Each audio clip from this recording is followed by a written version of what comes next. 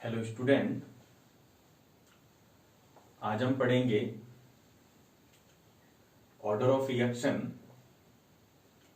और उसी के साथ दो टॉपिक और क्लियर करेंगे, unit of rate constant and molecularity of the reaction. जैसा कि आप लोगों को पता ही है, हमने केमिकल काइनेटिक्स से स्टार्ट किया था। केमिकल काइनेटिक्स में इससे पहले हम लोग पढ़ चुके हैं, रेट ऑफ रिएक्शन के बारे में हम लोग पढ़ चुके हैं और रेट लॉ के बारे में भी हम पढ़ चुके हैं। हम कैसे रेट को क्या कर सकते हैं, किसी केमिकल रिएक्शन के लिए एक्सप्रेस कर सकते हैं। और उसी के साथ हम आगे बढ़ते हैं। जैसा कि हमने कहा था, आज हम पढ़ेंगे order of reaction, unit of rate constant and molecularity of reaction के बारे में पढ़ेंगे। तो हम स्टार्ट करते हैं ऑर्डर ऑफ रिएक्शन से। सबसे पहले क्वेश्चन यही अराइज होता है कि ऑर्डर ऑफ रिएक्शन होता क्या है। तो ऑर्डर ऑफ रिएक्शन हमारे पास बेटा सिंपल सा होता है कि जब आप लोगों ने एक्सप्रेस किया था किसी केमिकल रिएक्शन के लिए, जो रेट लॉ होता है, जब वो हमने एक्सप्रेस किया था तो हमने देखा था वहां पे कि जो रेट ऑफ रिएक्शन है वो मोलर कंसंट्रेशन ऑफ रिएक्टेंट के कुछ पावर पे डिपेंड करता है। और उन पावर की जो सम होती है, उन पावर का जो क्या होता है, सम होता है, उसी को हम क्या नाम देते हैं, ऑर्डर ऑफ रिएक्शन बोलते हैं। उसको डिफाइन भी कर सकते हैं। That means the order of reaction is defined as the sum of the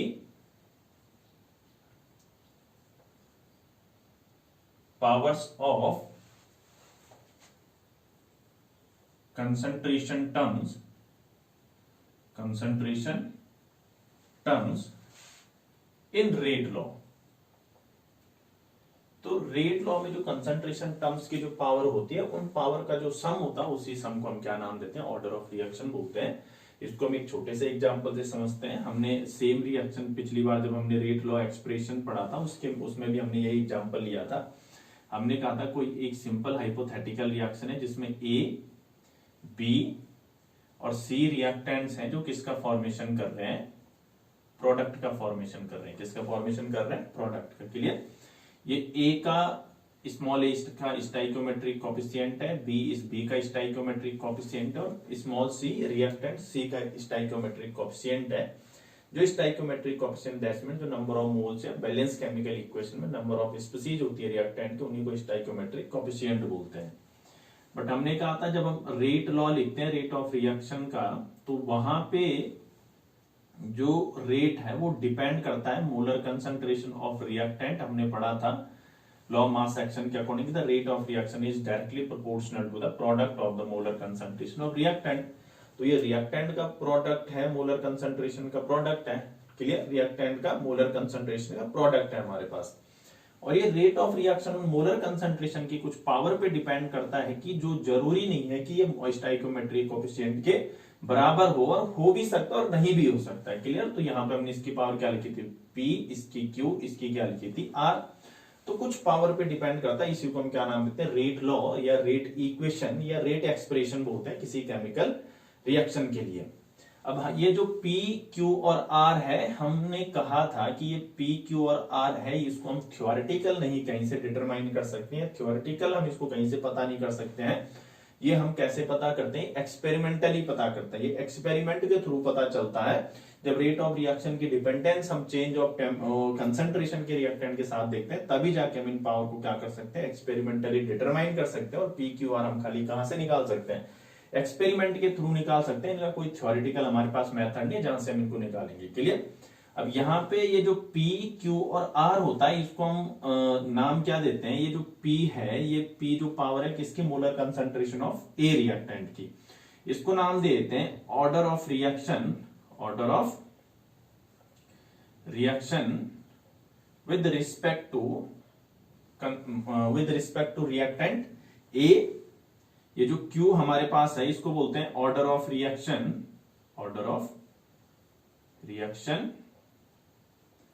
with respect to B. और ये जो R है इसको हम नाम देते हैं order of reaction with respect to C. तो ये P, Q, R क्या है, ऑर्डर ऑफ रिएक्शन है। बट इंडिविजुअली किसमें, रिएक्टेंट के रिस्पेक्ट में है। तो P क्या है, order of reaction with respect to A, Q क्या order of reaction with respect to B, और R क्या order of reaction with respect to C। प्रत्येक पे हमें पता चल गया कि रेट ऑफ रिएक्शन प्रत्येक रिएक्टेंट के मोलर कंसेंट्रेशन की कौन सी पावर पे डिपेंड करता है, उसी को क्या नाम देते हैं, उसका ऑर्डर ऑफ रिएक्शन बोलते हैं। बट जब हम रिएक्शन का ऑर्डर कभी भी रिप्रेजेंट करते हैं तो वो हमेशा overall order of reaction represent करते हैं। तो हम यहाँ पे क्या निकाल देते हैं, ओवरऑल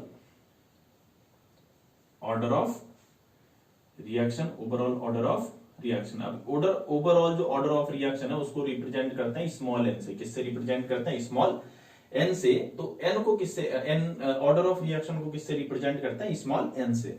तो ये जो ओवरऑल ऑर्डर ऑफ रिएक्शन होती है ये किसके बराबर होती है, P plus Q plus R। तो हमने जैसे डेफिनेशन में कहा था, the order of reaction is defined as the sum of the powers of the concentration terms in rate law is called order of reaction, या उसी को हम ऑर्डर ऑफ रिएक्शन बोलते हैं। ऑर्डर ऑफ रिएक्शन को हमने स्मॉल एन से represent किया था, ये किसके बराबर होता है, P plus Q plus R के बराबर था। तो इसी को हम क्या नाम देते हैं, ऑर्डर ऑफ रिएक्शन बोलते हैं। और ये n की वैल्यू क्या हो सकती है, ये हमारे पास 0 से लेके सिंपल होल नंबर भी हो सकती है, और ये किसमें हो सकता है, फ्रैक्शन में भी हो सकता है। किसमें हो सकता है, फ्रैक्शन में भी हो सकता है। इसका हम एग्जांपल पढ़ते हैं, एग्जांपल वाइज हम देखते हैं यहाँ पे कि कैसे हम किसी रिएक्शन के लिए ऑर्डर ऑफ रिएक्शन निकालते हैं। पर ऑर्डर ऑफ रिएक्शन को निकालने के लिए हमारे पास रेट इक्वेशन होनी बहुत जरूरी है। हम ऑर्डर ऑफ रिएक्शन इस बैलेंस केमिकल इक्वेशन या फिर इसके स्टाइकियोमेट्रिक की हेल्प से नहीं, स्टाइकियोमेट्रिक कोएफिशिएंट की हेल्प से नहीं निकाल सकते हैं। हमारे पास केमिकल रिएक्शन के लिए रेट लॉ होना बहुत जरूरी है। सबसे पहले हम पहली रिएक्शन यहाँ पे देखते हैं। सपोज हमारे पास एक रिएक्शन, ये हमारे पास है ammonia, formation of ammonia 2NH3 gives, ये गैस है हमारे पास, किसी कैटलिस्ट की प्रेजेंस में रिएक्शन होती है। सपोज प्लैटिनम है, तो ये हमारे पास रिएक्शन हुई N2 gas plus 3H2 gas. Clear. अब इसके लिए जो रेट लॉ होता है, रेट इक्वल टू होता है यहाँ पे, रेट इक्वल टू क्या होता है, K into molar concentration of ammonia raise the power 0। इस 0 का मतलब क्या है कि अगर किसी की पावर 0 होती है तो उसकी वैल्यू क्या होती है, 1। K इंटू 1 क्या आ जाएगा, K। तो रेट इक्वल टू क्या है, रेट इक्वल टू क्या लिख सकते हैं हम लोग, इक्वल टू K। अब यहां पे n की वैल्यू जोड़ो, n की वैल्यू कितनी आ रही है, पावर जोड़ो, मोलर कंसंट्रेशन की कितनी आ रही है, 0। तो जहां पे ऑर्डर ऑफ रिएक्शन 0 आता है, जहां पे ऑर्डर ऑफ रिएक्शन क्या आता है, 0 आता है, उस रिएक्शन को हम नाम देते हैं जीरो ऑर्डर रिएक्शन। क्या नाम देते हैं, जीरो ऑर्डर रिएक्शन। तो इस रिएक्शन का क्या नाम है, जीरो ऑर्डर रिएक्शन। जहां पे क्या करते हैं, रेट ऑफ रिएक्शन जब क्या नहीं होता, मोलर कंसंट्रेशन पे डिपेंड करता ही नहीं है, ऐसी केमिकल रिएक्शन को हम क्या नाम देते हैं, जीरो ऑर्डर रिएक्शन बोलते हैं। वैसे ही सेम हमारे पास दूसरी रिएक्शन हम लोग लेते हैं। हमारे पास एक केमिकल रिएक्शन है सिंपल सी, H2O2 gas gives H2O gas plus half O2। Clear. अब यहां पे सपोज में इसके लिए रेट हमारे पास, अब हमने कहा थ्योरेटिकल है नहीं, ये एक्सपेरिमेंटल ही है ना। हम थ्योरेटिकल हम इसको मेजर ही नहीं कर सकते इसकी पावर को, तो ये हम कहां से निकालते हैं, एक्सपेरिमेंट के थ्रू निकालते हैं। तो ये रेट कांस्टेंट K, तो ये किस पे डिपेंड कर रहा है, H2O2 मोलर कंसेंट्रेशन की पावर 1। अब यहां पे देखो n इक्वल टू कितना आ रहा है, 1। तो जहां पे overall rate of order of reaction 1 आता है उसको हम क्या नाम देते हैं, फर्स्ट ऑर्डर रिएक्शन नाम देते हैं। कौन सी रिएक्शन नाम देते हैं उसको, ये कौन सी ऊपर वाली कौन सी हो गई, जीरो ऑर्डर रिएक्शन। सेकंड वाली कौन सी हो गई, फर्स्ट ऑर्डर रिएक्शन। क्लियर। और थर्ड वाली हमारे पास, हम थर्ड एग्जांपल लेते हैं यहाँ पे। थर्ड एग्जांपल हमारे पास है सिंपल सा, यहां पे ले लो H2 plus I2 both are gas. Clear. Gives 2HI। अब यहां पे हमारे पास जो रेट लॉ है ये हमारे पास होता है K into molar concentration of H2 and molar concentration of I2। तो यहां पे जोड़ो overall reaction, overall order of reaction जोड़ो, कितना आ जाएगा, 1 इसका है 1 और 1 किसका है, I2 का मोलर कंसंट्रेशन की पावर तो कितना हो गया, टोटल 2। तो जहां पे ऑर्डर ऑफ रिएक्शन 2 होता है उस रिएक्शन को क्या नाम देते हैं, सेकेंड ऑर्डर रिएक्शन। क्लियर। और एक थर्ड हम एग्जांपल लेते हैं। सॉरी फोर्थ एग्जांपल है हमारे पास। फोर्थ एग्जांपल कौन सा है, ध्यान से देखना आप लोग। ये हमने रिएक्शन करवाई किसकी, H2 gas plus Br2 gas gives 2HBr। Clear. तो यहां पे जब हम रेट लॉ देखते हैं तो रेट लॉ हमारे पास क्या होता है, K into H2 molar concentration raise the power 1 and Br2 molar concentration raise the power 1/2 है। क्लियर। तो यहां पे ऑर्डर ऑफ रिएक्शन कैसे निकालेंगे, 1 प्लस 1/2, तो ये क्या आ जाएगा हमारे पास 1.5। तो ऐसी रिएक्शन जहां पे हमारे पास ऑर्डर ऑफ रिएक्शन की वैल्यू कैसे आती है, ऑर्डर ऑफ रिएक्शन की वैल्यू फ्रैक्शन में आती है, उसको हम नाम दे देते हैं फ्रैक्शनल ऑर्डर रिएक्शन। क्या नाम देते हैं उसको, फ्रैक्शनल ऑर्डर रिएक्शन। क्लियर।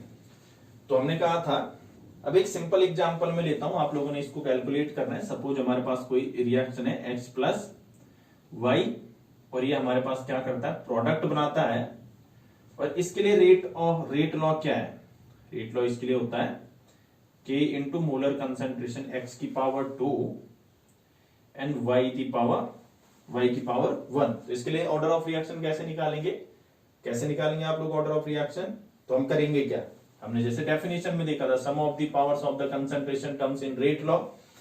तो ऑर्डर ऑफ रिएक्शन क्या हो जाएगा, n इक्वल टू 2 प्लस 1, तो इसका कितना है 3।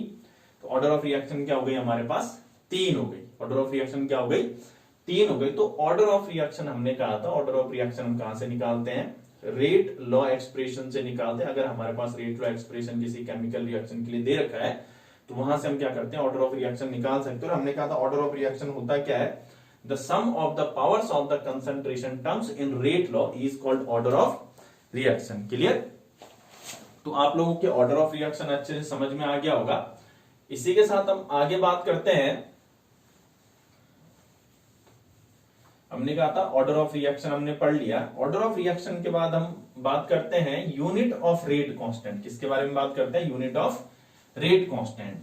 कि जब हम किसी केमिकल रिएक्शन के लिए रेट लॉ एक्सप्रेस करते हैं, और अगर मुझे वहां पे रिएक्शन का ऑर्डर पता है, तो वहां पे रेट कांस्टेंट की हमारे पास क्या यूनिट क्या हो जाएगी। अभी रेट कांस्टेंट होता क्या, हमने पढ़ा था कि रेट कांस्टेंट हमारे पास क्या है, स्पेसिफिक रेट भी बोलते हैं। रेट कांस्टेंट को क्या नाम देते हैं हम लोग, स्पेसिफिक रेट भी नाम देते हैं। जहां पे क्या होता है कि molar concentration of reactant unity होता है। क्लियर। तो हम पढ़ते हैं यूनिट ऑफ रेट कांस्टेंट। किसके बारे में बात कर रहे हैं, unit of rate constant. Order of reaction clear हो गया। अभी ऑर्डर ऑफ रिएक्शन अगर हमें पता है केमिकल रिएक्शन का, तो हम उसकी क्या कर सकते हैं, रेट कांस्टेंट की यूनिट निकाल सकते हैं। तो सबसे पहले हम देखते हैं, तो यहां पे ध्यान रखना, the unit of rate constant, the unit of rate constant different for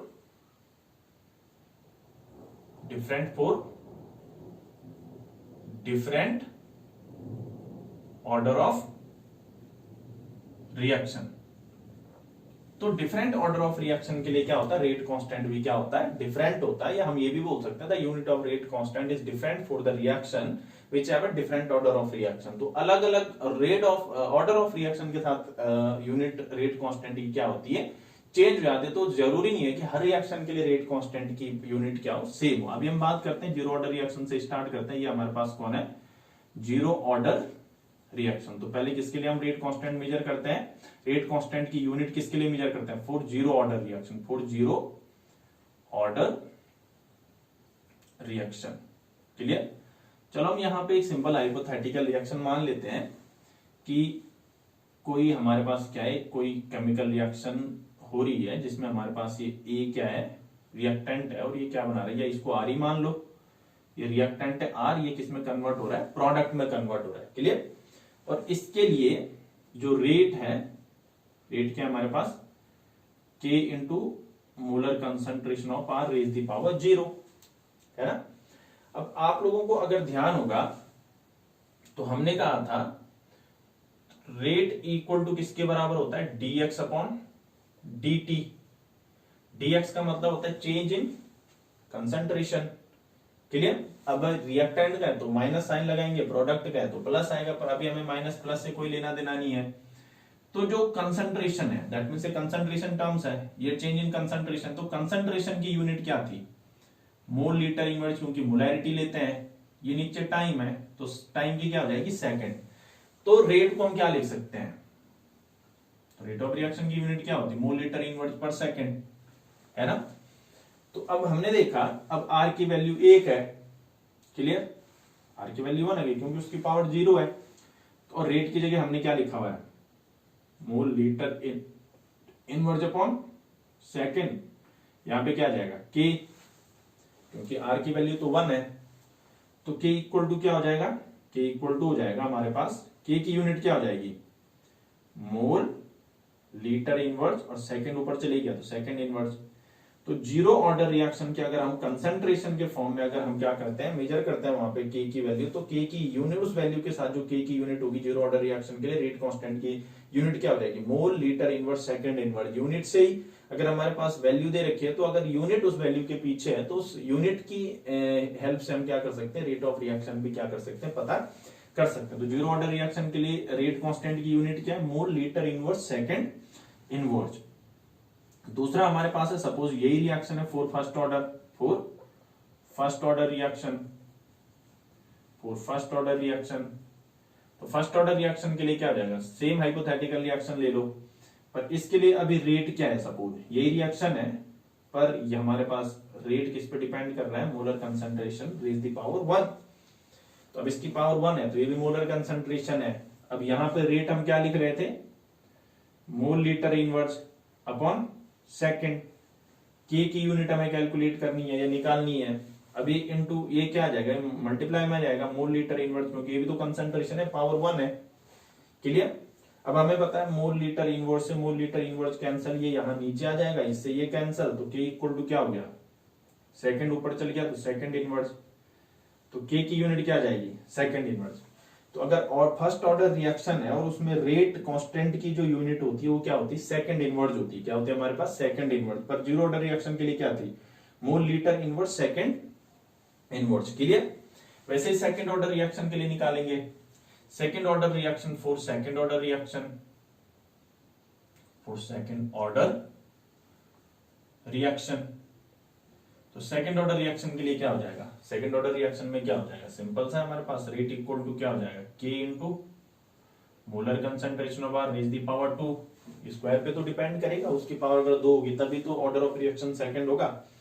अब रेट की यूनिट क्या होती है, mole litre inverse upon second, और यहां पे के की यूनिट निकालनी है, और यहां पे मोल लीटर इनवर्स की जो हमारे पास क्या है, स्क्वायर है।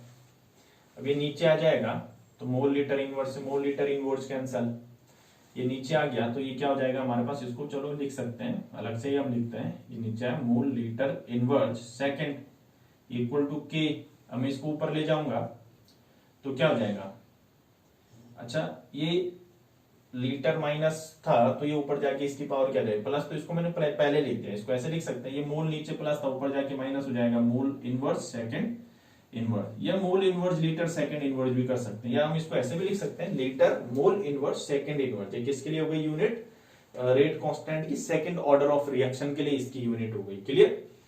और हमेशा याद रखना, अगर रिएक्टिंग और प्रोडक्ट या सॉरी रिएक्टेंट अगर सारे के सारे गैस होते हैं, तो रेट ऑफ रिएक्शन को हमने कहा था उसके प्रेशर के टर्म्स में भी हम क्या कर सकते हैं, रेट ऑफ रिएक्शन को मेजर कर सकते हैं। तो अगर कंसंट्रेशन की बजाय वहां पे प्रेशर होगा, तो वहां पे जीरो ऑर्डर रिएक्शन के लिए, किसके लिए, जीरो ऑर्डर रिएक्शन के लिए जो यूनिट होती है वो हमारे पास हो जाएगी एटीएम सेकंड इनवर्स। एटीएम ही तो होता है एटमॉस्फेरिक प्रेशर, एटीएम ही तो उसकी यूनिट होती है। फर्स्ट ऑर्डर के लिए क्या हो जाएगा, फर्स्ट ऑर्डर रिएक्शन के लिए, इसके लिए सेकंड इनवर्स ही रहती है, और सेकंड ऑर्डर रिएक्शन के लिए क्या हो जाएगा, ये हो जाएगा एटीएम इनवर्स सेकंड इनवर्स। तो अगर ये प्रेशर के टर्म्स में अगर हमारे पास क्या होता है, रेट ऑर्डर ऑफ रिएक्शन या रेट इक्वेशन अगर एक्सप्रेस है, तो वहां पे ऑर्डर ऑफ रिएक्शन की जो सॉरी रेट कांस्टेंट की जो यूनिट होती है, रेट कांस्टेंट की जो यूनिट होती है उसको हम क्या कर सकते हैं, प्रेशर के टर्म्स में क्या कर सकते हैं, लिख सकते हैं। तो यहाँ पे क्या हो जाएगा, ATM second inverse ATM inverse and second inverse. तो ये रेट कांस्टेंट की यूनिट हम क्या कर सकते हैं, कैलकुलेट कर सकते हैं। एक नंबर में क्वेश्चन पूछा जाता है कई बार, तो आप लोग उसको क्या कर सकते हैं, अच्छे से इसको सीख सकते हैं और अच्छे से प्रैक्टिस कर सकते हैं। हमें उम्मीद है आप लोगों ने आप लोगों के अच्छे से समझ में आ गया हो गया, क्लियर। इसके बाद हमारे पास जो थर्ड टॉपिक था, थर्ड टॉपिक हमारे पास बच जाता है कौन, मॉलिक्यूलैरिटी ऑफ रिएक्शन। कौन बच जाता है, मॉलिक्यूलैरिटी ऑफ रिएक्शन। तो हमने पहले पढ़ा था ऑर्डर ऑफ रिएक्शन क्लियर हो गया, unit of rate constant clear हो गया। तीसरा हमारे पास कौन सा है, order of, sorry not order of reaction, molecularity of reaction है ना, मॉलिक्यूलैरिटी ऑफ रिएक्शन।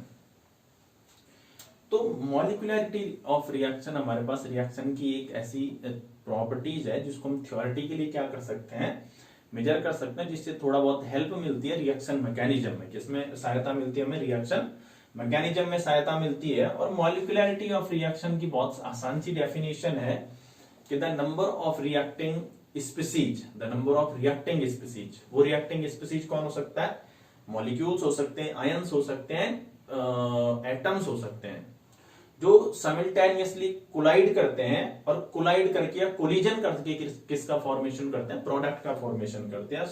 हम सिंपल वर्ड्स में ये भी बोल सकते हैं कि रिएक्टेंट के जितने मॉलिक्यूल आपस में कोलाइड होके या आपस में रिएक्ट करके किसका फॉर्मेशन करते हैं, प्रोडक्ट का फॉर्मेशन करते हैं, उन्हीं नंबर ऑफ मॉलिक्यूल्स को रिएक्शन की क्या नाम देते हैं, मॉलिक्यूलैरिटी ऑफ रिएक्शन बोलते हैं। तो अकॉर्डिंग टू कोलिजन थ्योरी हम इसको क्या कर सकते हैं, डिफाइन कर सकते हैं। तो कोलिजन थ्योरी के अकॉर्डिंग किसी केमिकल रिएक्शन में रिएक्टेंट के जो मॉलिक्यूल आपस में क्या करते हैं, कोलाइड करके आपस में टकरा के प्रोडक्ट का फॉर्मेशन करते हैं, उन्हीं नंबर ऑफ मॉलिक्यूल्स या इस केमिकल स्पीसीज को हम क्या नाम देते हैं, मॉलिक्यूलैरिटी ऑफ रिएक्शन बोलते हैं, क्लियर। और ये मॉलिक्यूलैरिटी ऑफ रिएक्शन क्या होती है, थ्योरेटिकल हम इसको निकाल सकते हैं, बैलेंस केमिकल इक्वेशन से हम इसको निकाल सकते हैं, क्लियर।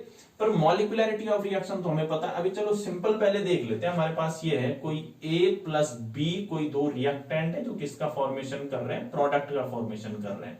अभी इसकी मॉलिक्यूलैरिटी क्या हो जाएगी, एक हमारे पास कौन है, A है, एक स्पीसीज ये है, दूसरी स्पीसीज कौन है, ये आपस में कोलाइड होकर किसका फॉर्मेशन कर रही है, प्रोडक्ट का। तो इसकी मॉलिक्यूलैरिटी कितनी हो जाएगी, मॉलिक्यूलैरिटी कितनी हो जाएगी, 2। तो जो नंबर ऑफ रिएक्टेंट स्पीसीज आपस में क्या करती है, total number of reactant species जो आपस में कोलाइड करके प्रोडक्ट का फॉर्मेशन करते हैं, उसी को हम क्या नाम देते हैं, रिएक्शन की मॉलिक्यूलैरिटी बोलते हैं। क्या नाम देते हैं उसको, मॉलिक्यूलैरिटी। बट मॉलिक्यूलैरिटी हम थोड़ा मॉलिक्यूलैरिटी समझने से पहले रिएक्शन मैकेनिज्म आपने सुना होगा। रिएक्शन मैकेनिज्म मतलब जहां पे हमें पता चलता है कि रिएक्शन प्रोसीड होती कैसे, कितने स्टेप्स में होती है। तो रिएक्शन मैकेनिज्म के बेस पे केमिकल रिएक्शन को दो टाइप में डिवाइड किया जाता है। एक तो हमारे पास होती है सिंपल रिएक्शन, कौन सी रिएक्शन होती है, सिंपल रिएक्शन। और दूसरी हमारे पास कौन सी होती है, कॉम्प्लेक्स रिएक्शन। तो सिंपल रिएक्शन वो रिएक्शन होती है, एलिमेंट्री रिएक्शन बोलते हैं, जो रिएक्शन एक स्टेप में क्या हो जाती है, कंप्लीट हो जाती है। जो रिएक्शन कितने स्टेप में कंप्लीट हो जाती है, एक स्टेप में कंप्लीट हो जाती है। ऐसी केमिकल रिएक्शन को हम क्या नाम देते हैं, सिंपल केमिकल रिएक्शन बोलते हैं। और इसी केमिकल रिएक्शन के लिए मॉलिक्यूलैरिटी जो प्रॉपर्टीज है, इसी के लिए सिंपल केमिकल रिएक्शन के लिए इसका मीनिंग होता है। कॉम्प्लेक्स केमिकल रिएक्शन के लिए मॉलिक्यूलैरिटी का कोई भी मीनिंग होता है, that means molecularity is not applicable in case of the complex reaction. ये खाली किसके लिए होती है, सिंपल केमिकल रिएक्शन के लिए। Simple chemical reaction suppose example हमारे पास ये है H2O2 gas gives H2O plus half O2। तो इस रिएक्शन में हमारे पास नंबर ऑफ मॉलिक्यूल कितने पार्टिसिपेट कर रहे हैं, एक ही हाइड्रोजन पेरोक्साइड है, तो इसको हम क्या नाम देते हैं, यूनिमॉलिक्यूलर रिएक्शन। क्या नाम देते हैं इसको, यूनिमॉलिक्यूलर रिएक्शन। वैसे ही हमारे पास दूसरा है ये suppose H2 plus I2 gives 2HI।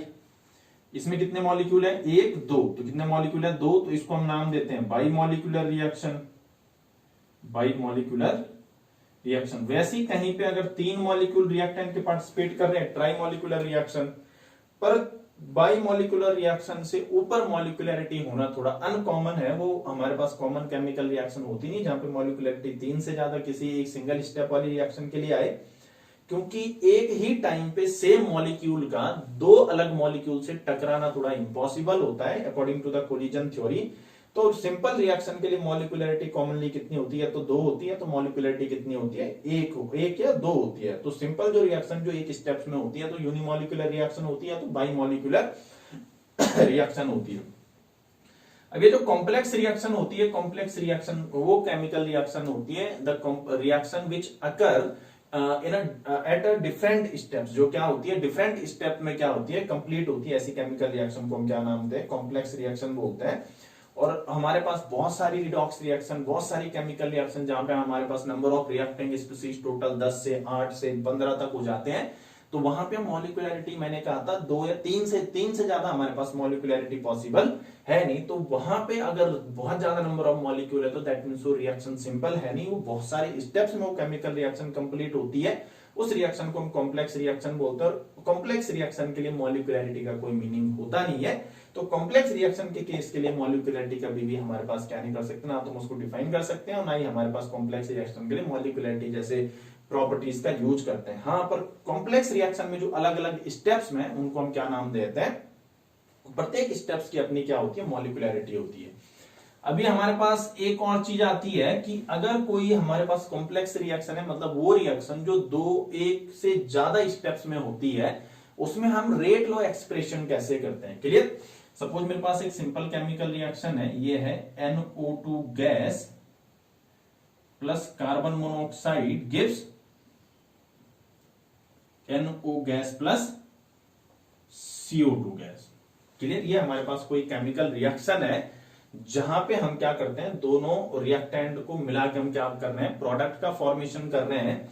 तो ये जो केमिकल रिएक्शन है 2 स्टेप्स में होती है। कितने स्टेप्स में होती है, 2 स्टेप्स में। स्टेप नंबर फर्स्ट कितने स्टेप्स में होती है, step number first. Step number first में होता क्या है कि रिएक्टेंट के जो हमारे पास ये NO2 रिएक्टेंट है, इसके 2 मॉलिक्यूल आपस में मिलकर क्या बनाते हैं, नाइट्रोजन मोनोऑक्साइड प्लस NO3 का फॉर्मेशन करते हैं। किसका फॉर्मेशन कर रहे हैं, NO2 के 2 मॉलिक्यूल आपस में NO प्लस NO3 का फॉर्मेशन कर रहे हैं।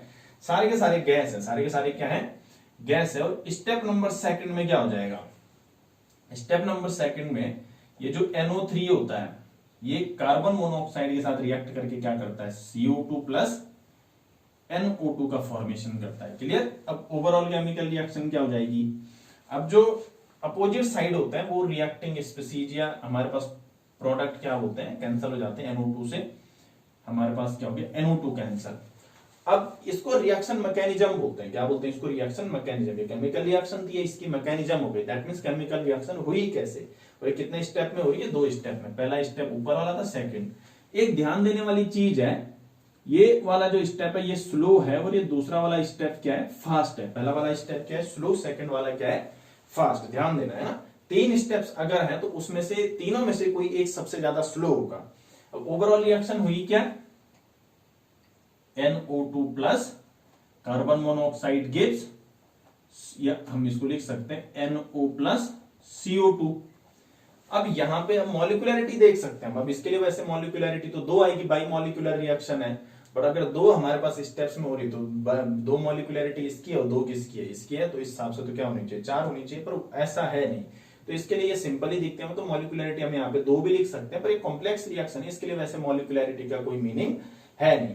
पर अब क्वेश्चन आता है कि यहाँ पे अब ये जब रिएक्शन 2 स्टेप्स में हो रही है तो इसके लिए रेट लॉ एक्सप्रेस कैसे करेंगे, रेट ऑफ रिएक्शन किस पे डिपेंड करेगा, इतनी सारी स्पीसीज है। तो और एक चीज और रखना, वो केमिकल स्पीसीज जो बीच में ही बनती है और बीच में ही खत्म हो जाती है उसको नाम देते हैं इंटरमीडिएट। क्या नाम देते हैं, इंटरमीडिएट। तो NO3 क्या था, यहाँ पे इंटरमीडिएट था। NO3 क्या है हमारे पास, इंटरमीडिएट है ना, वो बीच में ही खत्म हो गया। तो याद रखना, जब हमारे पास कोई केमिकल रिएक्शन में बहुत सारे स्टेप्स होते हैं, उन स्टेप में जो रेट डिटरमाइनिंग स्टेप होता है, रेट डिटरमाइनिंग स्टेप का मतलब जिसमें रेट ऑफ रिएक्शन डिपेंड करता है, जिसमें स्पीड ऑफ रिएक्शन डिपेंड करती है, वो हमेशा स्लोवेस्ट स्टेप होता है। कौन सा होता है, slowest step. The slowest step is rate determining step in the chemical, in the complex chemical reaction. तो कॉम्प्लेक्स केमिकल रिएक्शन में रेट डिटरमाइनिंग स्टेप कौन है, हमारे पास स्लो स्टेप। तो स्लो वाला कौन सा है, फर्स्ट वाला। तो rate equal to K into NO2 का molar concentration raise the power 2। तो ये कौन से ऑर्डर की रिएक्शन है? Second order chemical reaction, second order chemical reaction है। और जो रेट ऑफ रिएक्शन वो किस पे डिपेंड कर रहे हैं? NO2 की पावर किस पे डिपेंड कर रहे हैं? 2 पे डिपेंड कर रहा है। तो हमेशा याद रखना कॉम्प्लेक्स रिएक्शन में रेट डिटरमाइनिंग स्टेप वही होता है जो सबसे ज्यादा स्लो होता है। जो सबसे ज्यादा क्या होता है? स्लो होता है, उसी को रेट डिटरमाइनिंग स्टेप बोलते हैं। क्लियर? तो ये हमारे पास हो गया मॉलिक्युलैरिटी ऑफ रिएक्शन। और molecularity of reaction and order of reaction में हमारे पास बहुत ज्यादा डिफरेंस होता है। जो मॉलिक्युलैरिटी है ये हमारे पास कौन सी होती है? The number of chemical species और molecules which collide with each other and form the product. जो हमारे पास क्या करते हैं? एक दूसरे के साथ कोलाइड होकर किसको फॉर्मेशन करते हैं? प्रोडक्ट का फॉर्मेशन करते हैं। उन नंबर ऑफ मॉलिक्यूल्स को क्या नाम देते हैं? हम लोग मॉलिक्युलैरिटी बोलते हैं। और मॉलिक्युलैरिटी कैसी होती है? थ्योरेटिकल होती है। इसको हम बैलेंस केमिकल सिंपल इक्वेशन से क्या कर सकते हैं? निकाल सकते हैं। पर ऑर्डर ऑफ रिएक्शन क्या है? The sum of the power of the concentration terms in the rate law. वो प्रैक्टिकली एक्सपेरिमेंटली है। तो मॉलिक्युलैरिटी ऑफ रिएक्शन हमारे पास कॉम्प्लेक्स रिएक्शन के लिए इसका कोई मीनिंग नहीं है। पर ऑर्डर ऑफ रिएक्शन किसके लिए भी होती है? कॉम्प्लेक्स रिएक्शन के लिए भी होती है। अब ऑर्डर ऑफ रिएक्शन कौन सा होगा? जो रेट डिटरमाइनिंग स्टेप होगा, उसी रेट डिटरमाइनिंग स्टेप का जो ऑर्डर होता है उसी को हम क्या बोलते हैं? ऑर्डर ऑफ रिएक्शन बोलते हैं। अभी हमने कहा था मॉलिक्युलैरिटी कभी क्या नहीं होती, ना तो जीरो हो सकती है और ना ही क्या हो सकती है? फ्रैक्शन में हो सकती है। मॉलिक्युलैरिटी कभी फ्रैक्शन और जीरो नहीं हो सकती है ना। ये सिंपल होल नंबर होते हैं 1 2 3। पर ऑर्डर ऑफ रिएक्शन जीरो भी हो सकता है, 1 2 भी हो सकता है, फ्रैक्शन भी हो सकता है। आ रही बात समझ में? तो ये हमारे पास क्या होता है? ऑर्डर ऑफ रिएक्शन और मॉलिक्युलैरिटी ऑफ रिएक्शन में थोड़ा बहुत डिफरेंस है। आप लोग इसको अच्छे से पढ़ सकते हैं। और हमें उम्मीद है कि आप लोगों को ये अच्छे से तीनों चीजें समझ में आ गई होगी। Order of reaction and rate constant, unit of rate constant and molecularity of the reaction. इससे आगे के जो टॉपिक्स हैं इनके बारे में हम बात नेक्स्ट टॉपिक में नेक्स्ट वीडियो में करेंगे। इसी के साथ आप लोगों का धन्यवाद।